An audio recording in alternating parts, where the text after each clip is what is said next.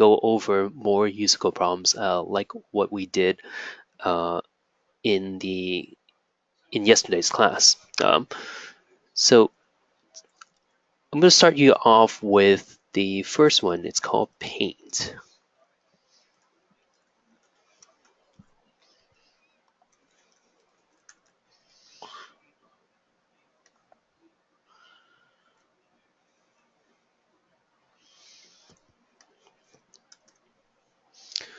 All right.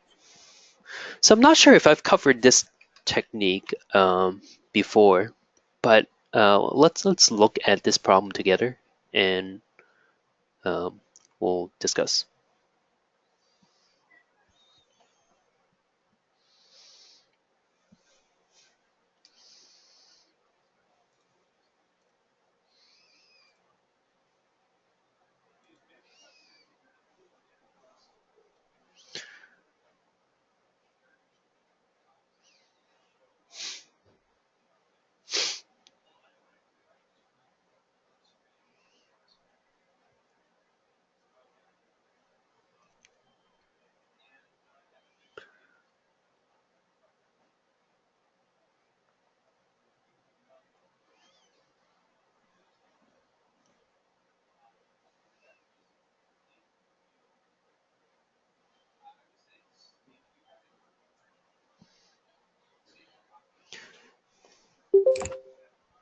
All right, how are we doing?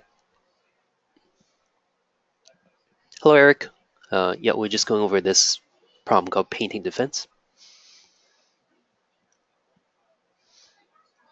All right, so this problem, let's see. So Bessie walks along a one-dimensional line, and she has a series of instructions in the form of like 2R, right, means 2 steps to the right, and then 6L, 6 steps to the left, and 1R, 1 step to the right, and so forth. Um, and we're interested in knowing like how many uh, and as she is walking, she is painting that fence on a one-dimensional line. We can practically assume that the fence is of infinite length. Okay, so Bessie will move at most 1 billion units away from the origin during her walk. So I guess that could be in either direction, either negative 1 billion or positive 1 billion. Okay, so it would have been nice if we can do something like int array fence uh, where int of for fence of I denotes the number of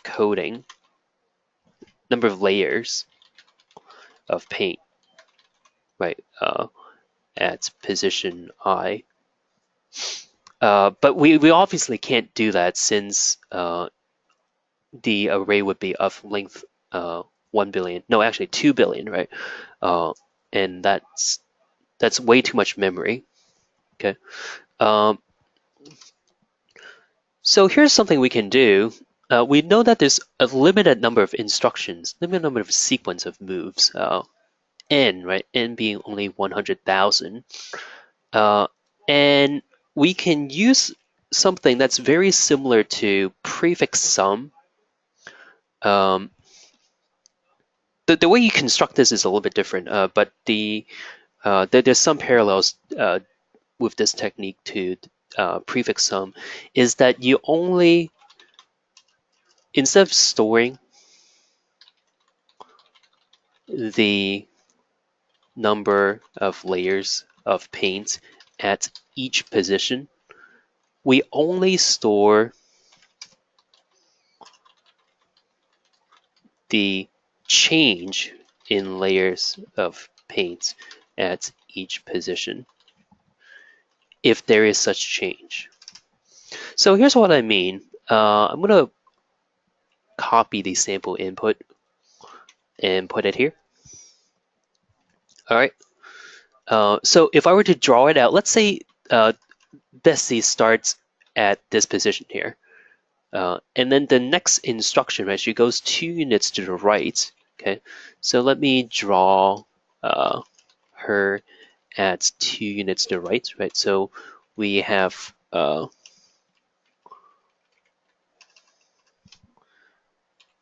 painted this area here, right? And then she goes 6 units left. Okay, so let's say she goes to right about here. Not totally drawn to scale, but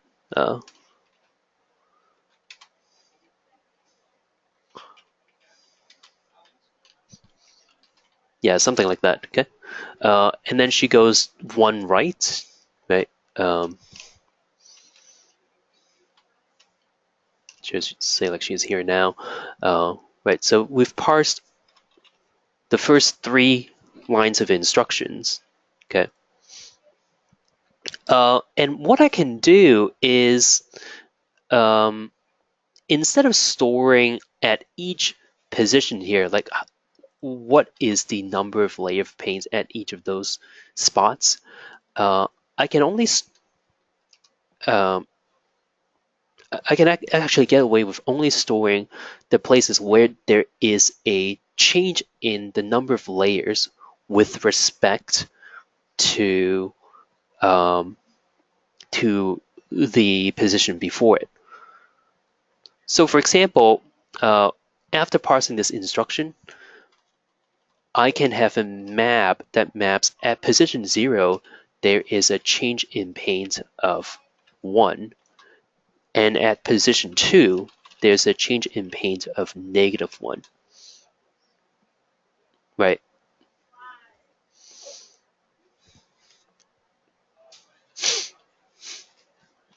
And then the next instruction, right, we paint from this position here to that position. So we went from +2 to -4, right? So at position -4, we have a change in number of layer of coding of 1, right? And then the other positions we inherit from the previous, right? Yeah, so at position -4, so if we were to scan through the one-dimensional fence from left to right, right, from -infinity all the way to position -4, there's 0 layers of paint, and then at -4, right, there's a change in number of layers of paint, right, and that's a change of 1. Okay, and then at 0, right, there's another change, right, of +1, right? So from 0 onwards to the right, there's now 2 layers of paint. And then at position 2, actually we have to update this. It's not -1 anymore, it's -2. Okay. So at each endpoint of the instruction, right? There's the starting point and the endpoint. At the left endpoint, right, would cause it to have a change in layer of paint of +1, and the right endpoint would have a change of -1, right? And then just do one to just do one more of these examples. So next instruction is go 1 to the right, right? So we have an increase with another increase of 1 at -4. So in this case, it will be 2, right? And then at -3, we have a decrease of 1. Okay, and then at 0, it stays the same as 1. And then at position 2, we have a change of -2. So what would be a good data structure to store this kind of value? I've talked about this before. Anybody? Any takers? A map? A map. So there are 2 kinds of map. There's hash map or tree map. Which one would be better? What's the difference first? The tree map is the ordered one. Tree map is the one that orders the keys, exactly. So would we want a hash map or tree map? Probably a tree map. Yeah, probably tree map, because in order to reconstruct this representation here, so we have a tree map here that maps an integer to an integer in this case, right? So so map dot get of I denotes the change in number of layers of paint at position I, right? And then to reconstruct the actual number of layers of paint at each spot, we just scan through the keys from left to right, right? And do a process very similar to prefix sum, except going the other way, right? Like given a prefix sum, you can reconstruct what the original array is, and right, this is us going the other way in order to get like the original number of layers of paint at each segment in this one dimensional fence, right? Yeah. So with that, we are able to uh, solve this in time, right? So this is going to take well less than 1 billion instructions. So that's a good thing. Okay. Wait, why are some of the changes negative? Oh, because when you draw a line, when you execute an instruction, right? So let's say the first instruction it says go 2 steps to the right, right? So you go 2 steps to the right, starting from the origin. So at the origin, you increase your number of layers of paint by 1, and then when you go to position 2, right, there's a decrease in number of layers of paint, um, right, and it's -1. So uh, actually, let me be more precise. What do we mean by change in number of layers of paint? Uh, this is change with respect to position I-1, with respect to the previous position. Okay, or I can say that denotes the difference in layers of paint between position I and position I-1. This might be more clear. So when you execute an instruction, right, only the left endpoint and the right endpoint would have a change in a difference in layers of paint, right, with respect to the the position to the left of it, right? So position between the left endpoint and the point before that, there's going to be an increase in layer by 1, right? Uh, and with the right endpoint, it's vice versa, right? There's a decrease in uh, number of layers by 1. So at position 2, it's -1. Does that make sense? All right. Okay. Yeah. So um, yeah, with that, I think we have enough to solve this problem, right? So let's move on to a different problem. Um, this one's interesting. It's called milk temp.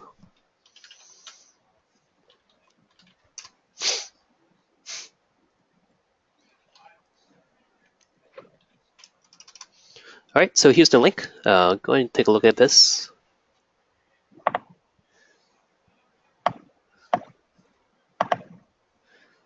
Called Goldilocks and the Inn Cows.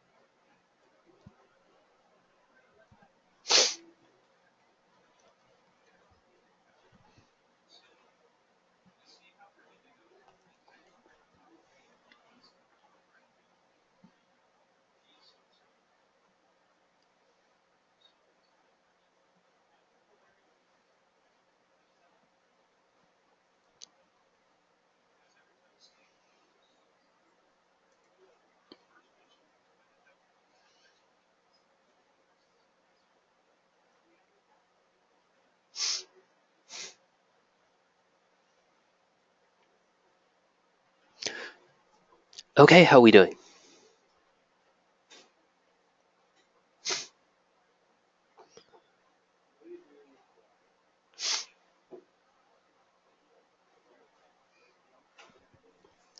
All right, so we have N cows, and they've like a range of temperature, right, where they produce an optimal amount of milk. Below that, they only produce X units, and above that, they only produce Z units. If you get it in the right temperature range, then that particular cow would produce Y units of milk, which is presumably greater than X and Z. Um, Now, X, Y, and Z are the same for each and every single cow, but each they all the cows, they're going to have different optimal temperature range, and the problem wants you to find uh, temperature range that can be set to um, sorry to find the maximum number of milk that can be obtained by tuning the thermostat optimally. All right, so um, how do we do this?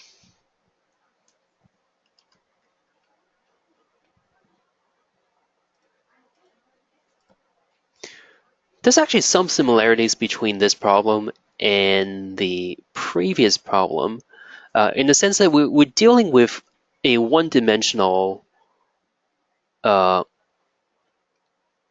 variable here, right? In this case, we're trying to dial what the temperature should be. Um, it's 1 billion. So the range is 1 billion. So obviously, we can't try through 1 billion. 1 billion of the temperatures and see which one is most optimal. That's going to take way too long. Uh, but we should only need to look at temperatures at which there is a change in um, optimality of any of the cows, right?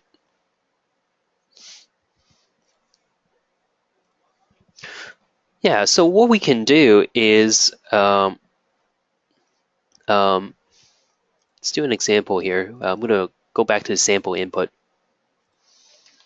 Okay, so there's these are the sample input numbers. I forgot what the first four numbers are. First four numbers are N and then XYZ. Okay, and then the next four lines are the cow's optimal range. Okay, so what we can do is simulate uh, turning our thermostat uh, from the lowest possible temp to the highest. And along the way, we only turn it to points at which there is a change in optimality. Okay.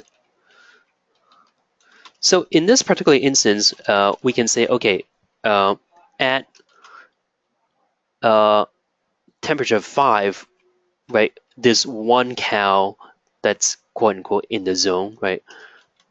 And at 8, there is one cow that isn't. All right.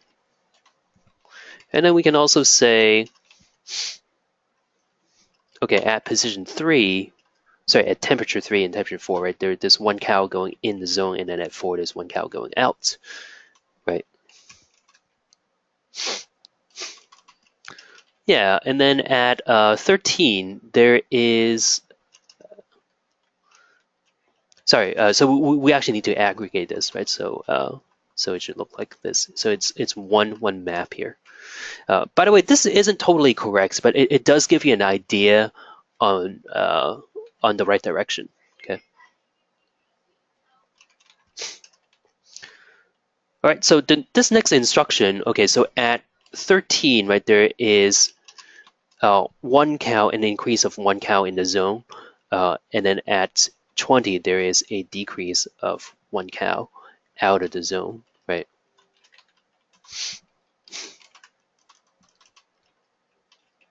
Yeah, and finally, there's 7 and 10, right? So at 7, there is one cow going into the zone, and then at 10, there's one cow going out of the zone.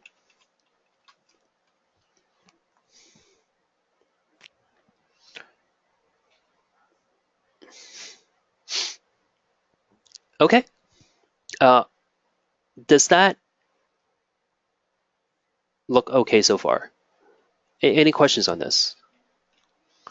So with that, right, we can actually reconstruct, right?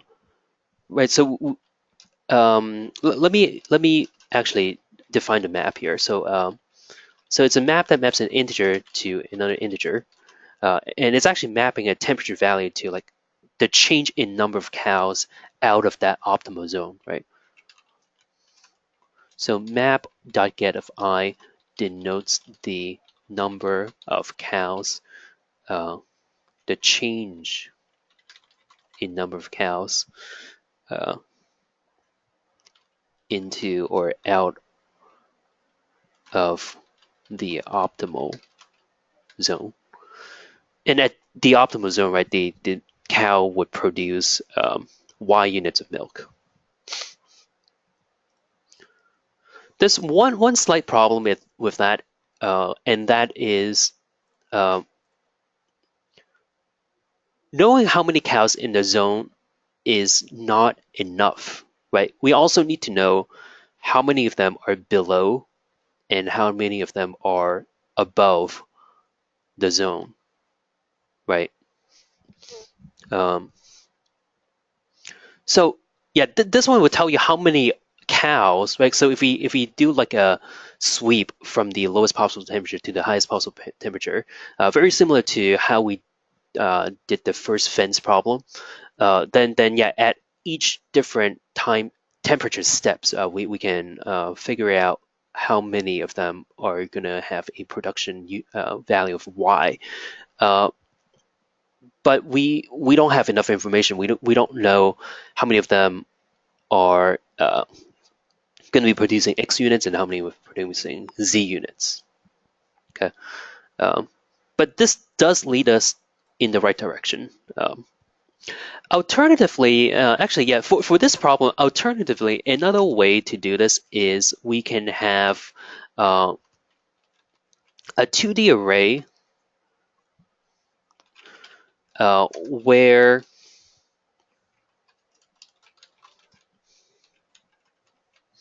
cows of I0 denotes the time at which uh, cow I.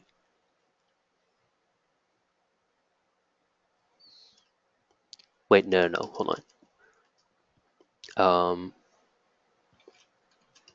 So there are n cows here, and what I want to do is change the representation a little bit so that we have a way to say, hey, at this time step, uh, this particular cow goes out of the zone or into the zone, and then at that particular time step, this same cow goes out of the zone. So our representation here doesn't quite cut it, but it's not that hard to tweak it uh, so that it's okay.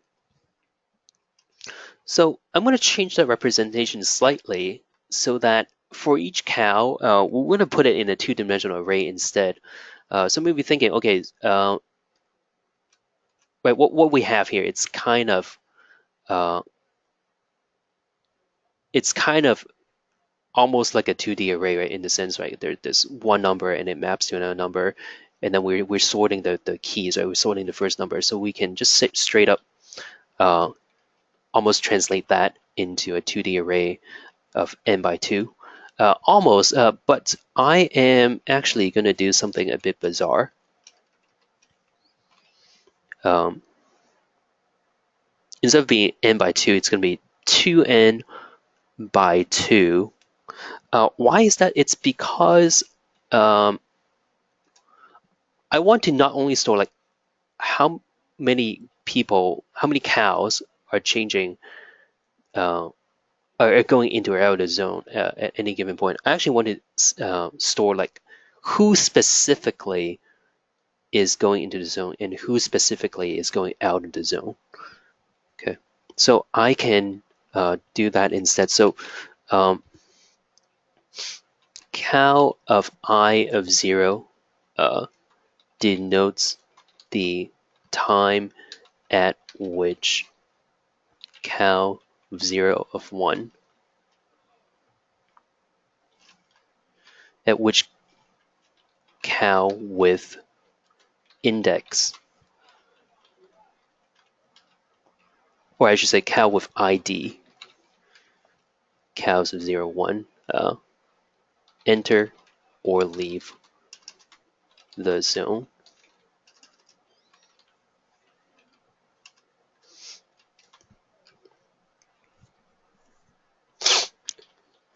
So we're gonna ID the cows. There are 4 cows here, and I'm gonna give each of them an ID. Okay, so this is ID 0, cow ID 0. This is cow ID 1. This is cow ID 2, and this is cow ID 3. All right, and then in this particular representation, I'm going to say, hey, at time 5,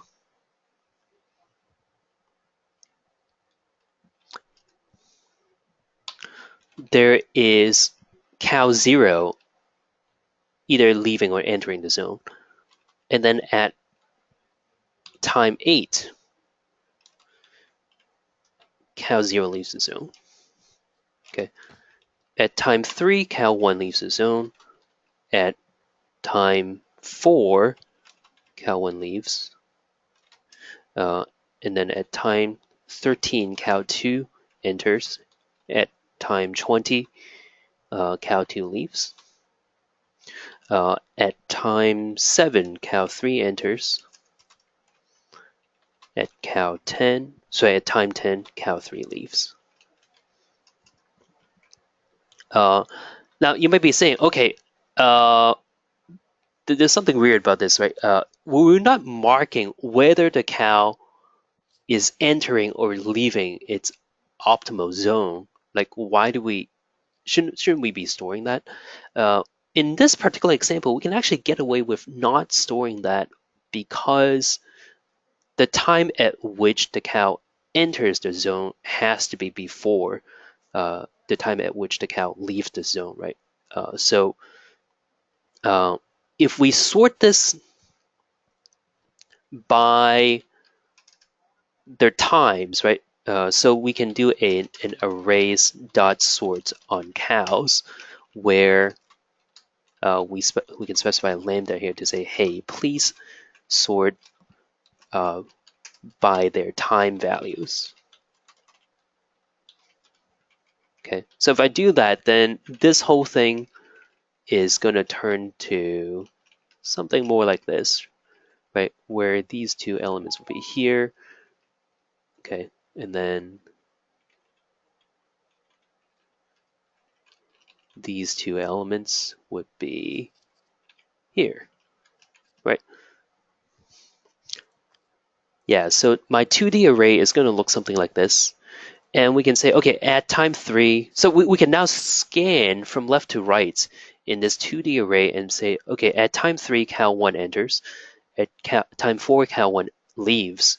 At time 5, cow 0 enters. At cow 8, cow 0 leaves, and so forth, right? So we can scan the array from left to right. And remember this sliding window technique. Um, so keep a window of, keep track of set of cows that's in the optimal window.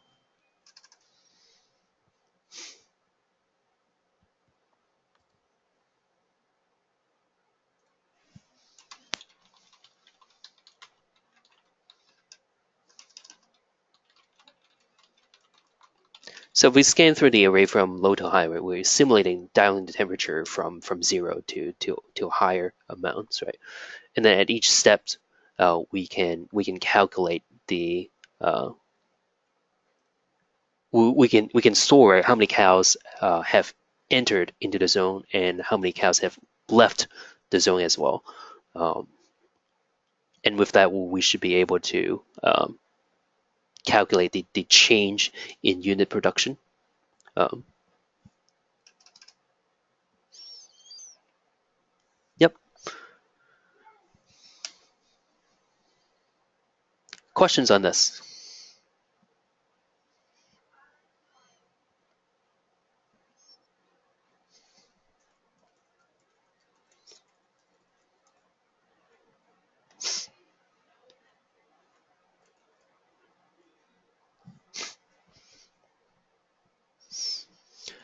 All right. Guess next one.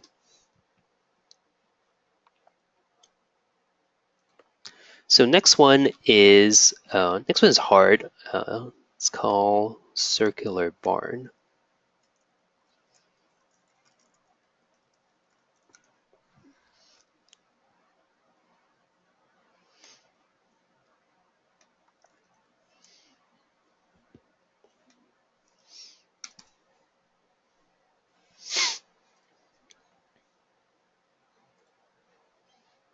All right.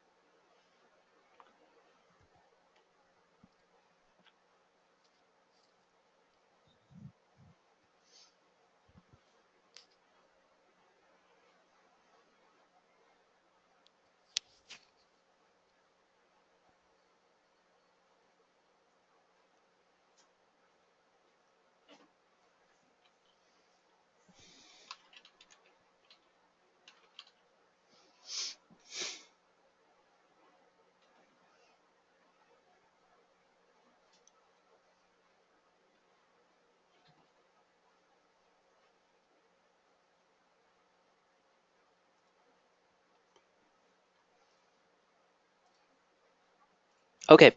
So let's talk about this problem. This one's hard. It's using a circular. It's like a one-dimensional problem, but it's circular, right? And on the other hand, uh, we also need to. It's not immediately clear like how we can do this, given that. So there's like n cows and n rooms, and the cows are supposed to walk clockwise, right, uh, to get to a room that's unoccupied. Uh, and we're trying to make it so that the cows uh, use as little energy as possible, right? So let's actually kind of draw out the sample input first. So yeah, with that, it's going to be a bit hard for me to draw it in the pad. So I'm actually going to be doing a drawing. So excuse my terrible paint skills, but here it goes. Um, okay, so we have cows, right? So so I'm going to draw like 10 positions here, right? So I'm going to go around the clock. So here we have one cow, right? And then we have 0, right? And then we have 0, and then we have two cows, 1 0 0 2 0. Actually, let me space them out further apart. 1 0 0 uh, 2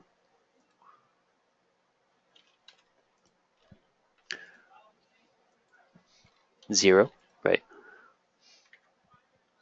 And then 0 1 2 2 2.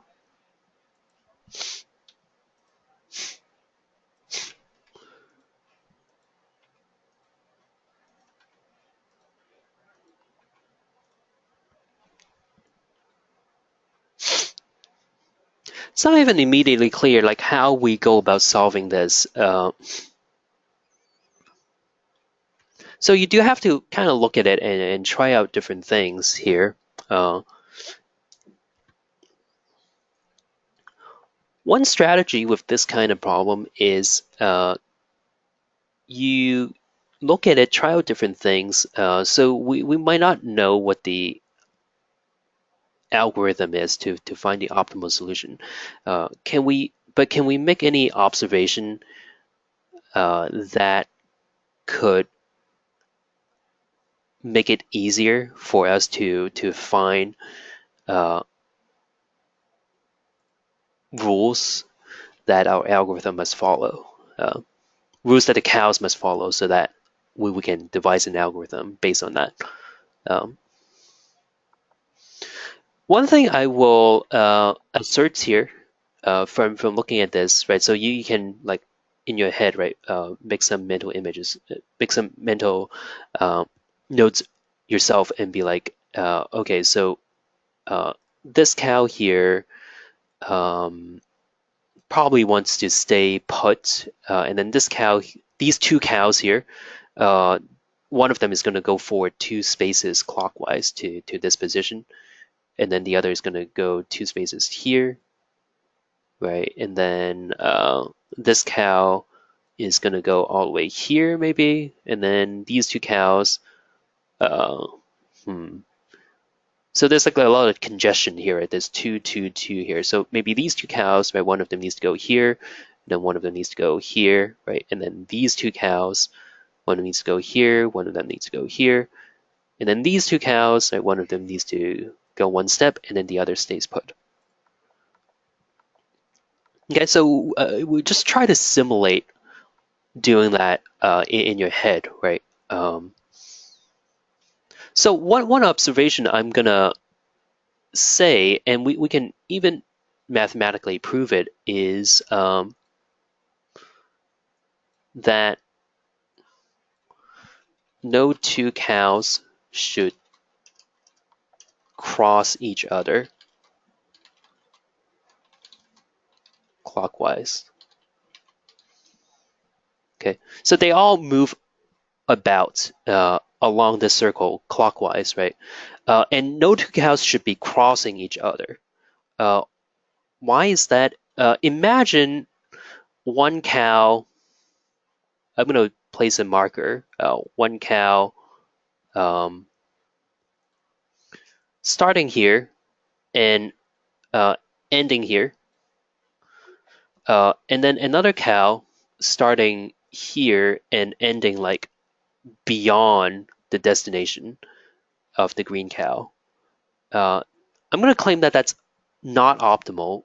Why is that? It's because where for each door that they pass through, they consume d squared amount of energy, right? So you want them to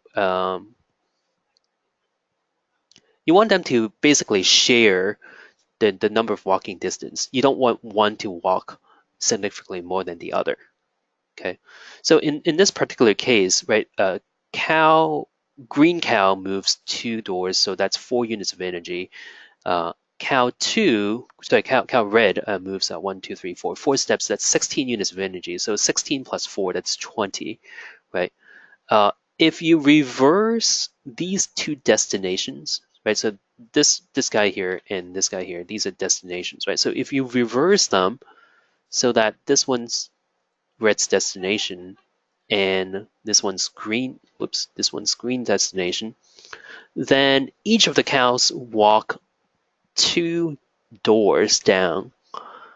So 2 doors down, 2 squared, that's 4, and both cows are doing this. So 4 times 2, that's 8 units of energy, right? So that's more optimal, right? So no two cows should be crossing each other clockwise.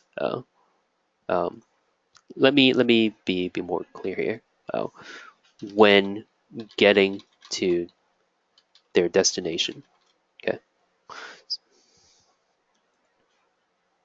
So if one cow is starting uh, uh, further down clockwise than my current cow, then that cow's destination must also be further down clockwise than my current cow's destination. Okay, so that's one assertion I'm going to make. The other assertion here, and this is actually something that I encourage you to look at whenever you see a circular map. It actually this kind of problem, it doesn't show up that much, but like circular maps do actually come up from time to time. And with circular maps, uh, you can reduce it to a one-dimensional set of data by like just picking an arbitrary starting point, right? Let's say like you start here, and that's like array index 0, right? And then this is array index 1, index 2, index 3, and so forth. Right, so you can certainly represent this as a one-dimensional array. It's just that it goes around, so you might need to do some modular math, right? So that when your index goes out of bounds, you wrap it back to the beginning. Um, Sometimes with this kind of problem, it's picking which point you reference as like the starting point in the array uh, can actually help you with the problem. Uh, Okay, so like, is there a way where like we can pick a starting position here so that starting position in our array and use that as like our index 0 in our array so that it helps with our problem.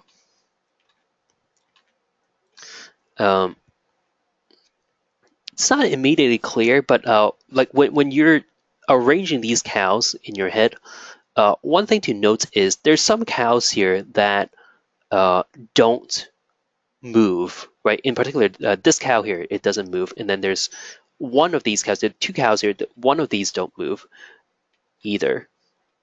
Um, and I'm going to make another assertion.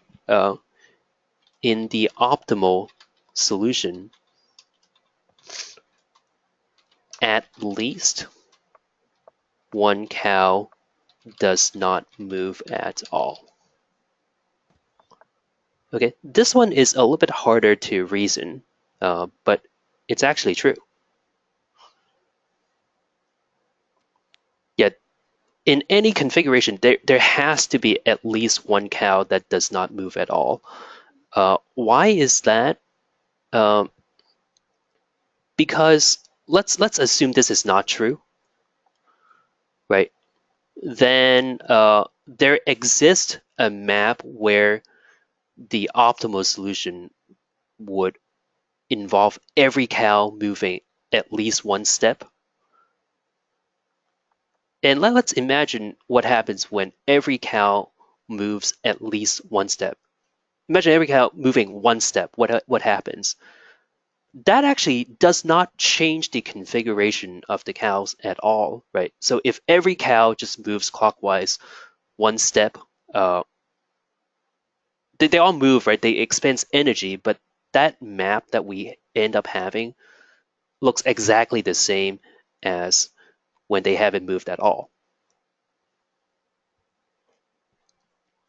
So because of that, if every cow moves at least one step, then you know immediately that it's actually not an optimal solution. Uh, so therefore, there must be at least one cow that does not move at all. That has to be true.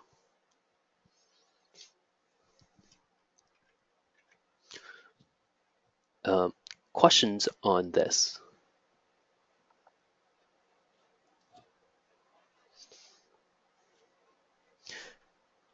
Okay, so armed with these two facts, can we devise a way for us to place these cows in an optimal manner? Uh, well, if we can A, find a cow that uh, does not move or does not need to move.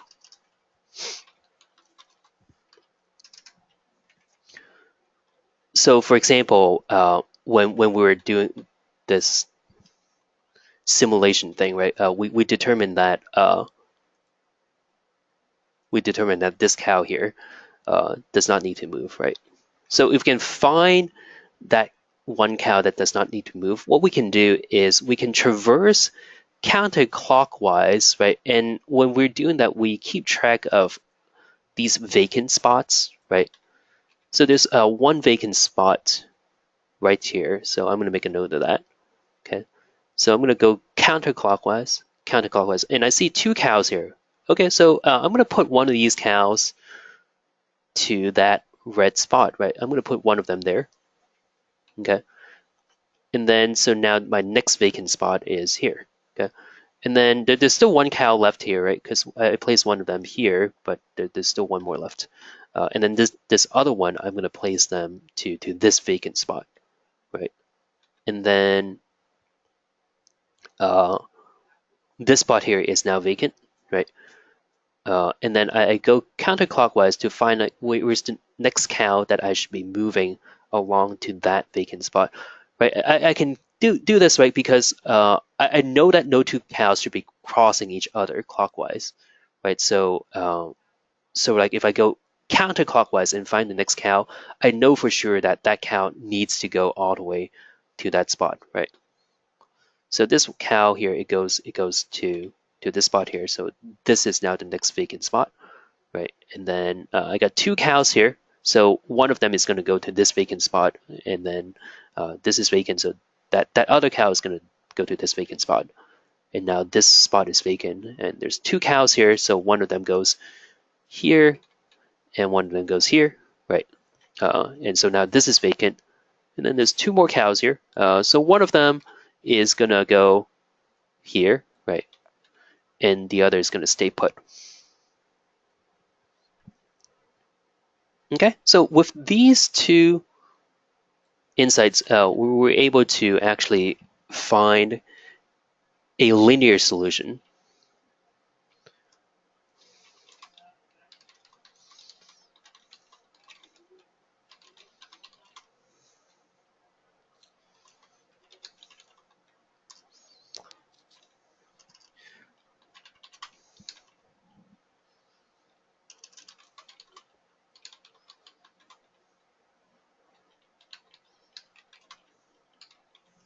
Right. So, yeah, once we identify a position where there exists a cow that does not move, we can just use a big O of n algorithm to loop through um, the the um, the map to place the cows that way.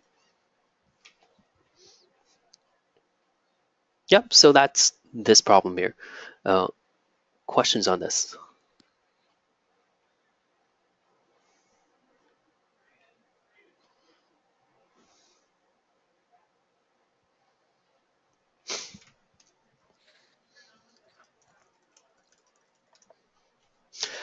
Okay, what time is it? 4:37. Let's see. Let's do a quick one. This one shouldn't be too bad.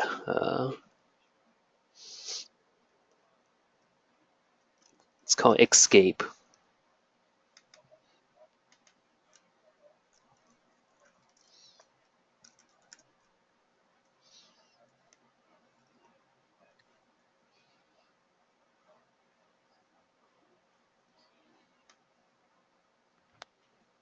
Wait, no.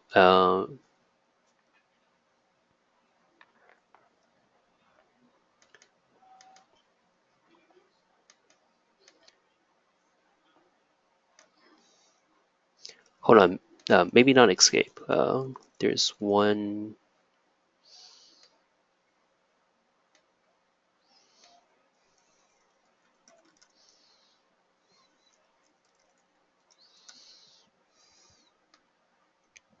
Ah, there we go. It is Escape.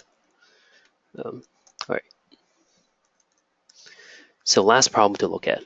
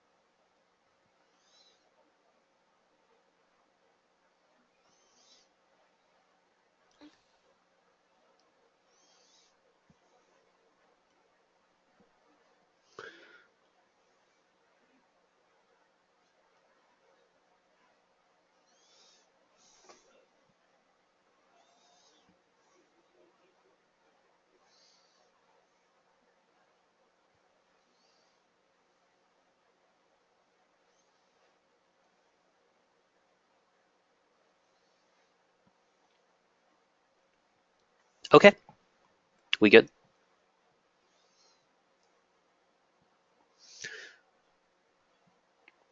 Anybody got ideas for this?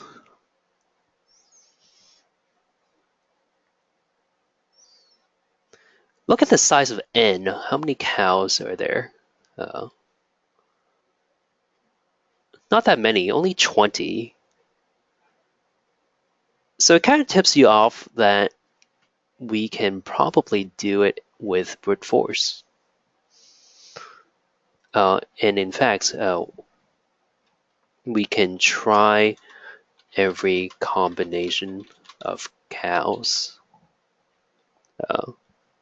uh, present or absent in the escape raft,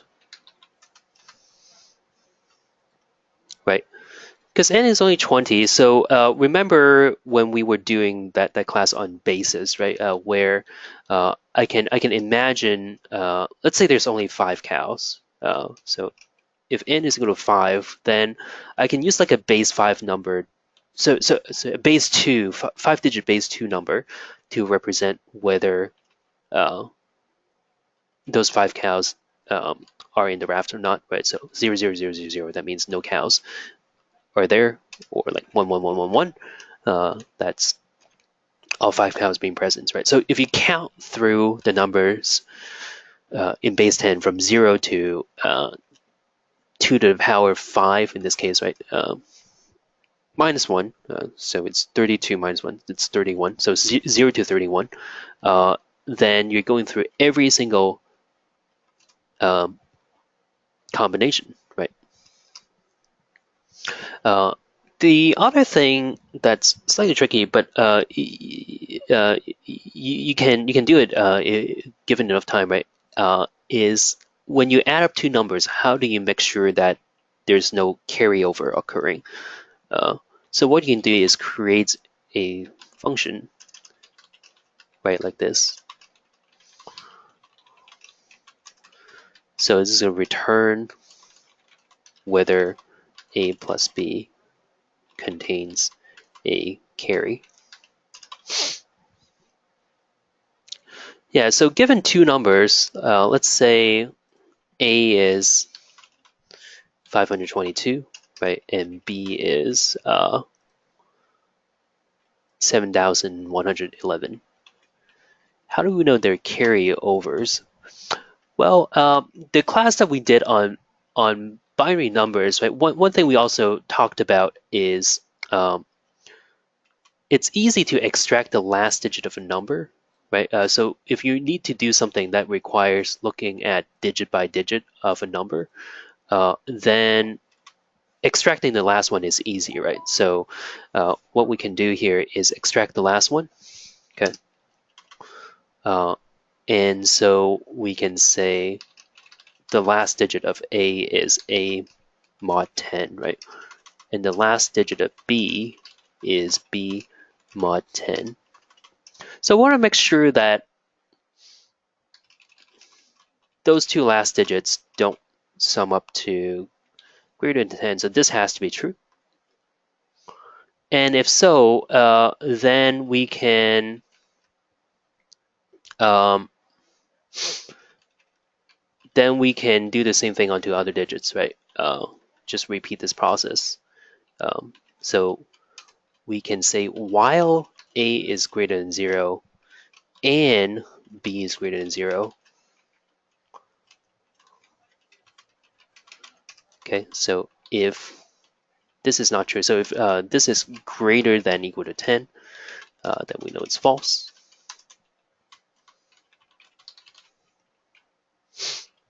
Um, Otherwise, return true.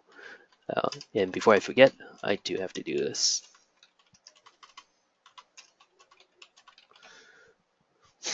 Yeah.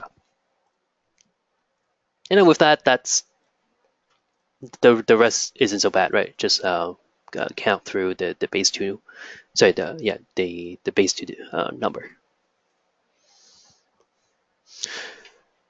All right, so that's our last problem, and this is also our last class. So I hope you enjoyed this class and learned a good number of things here. As parting advice, here's some write-up that I just wrote right before class that I think is good advice when you're doing the actual musical contest. So here's some tips. First, so you have 4 hours to do the contest, um, and it's usually just 3 problems. And if it's more than that, you would know about it. So you have a lot of time to actually do those problems, even though it might take a lot of time for you to think of an approach that works. But you definitely have the time to read the problems carefully. And I really suggest that you read the problems twice before you do anything else.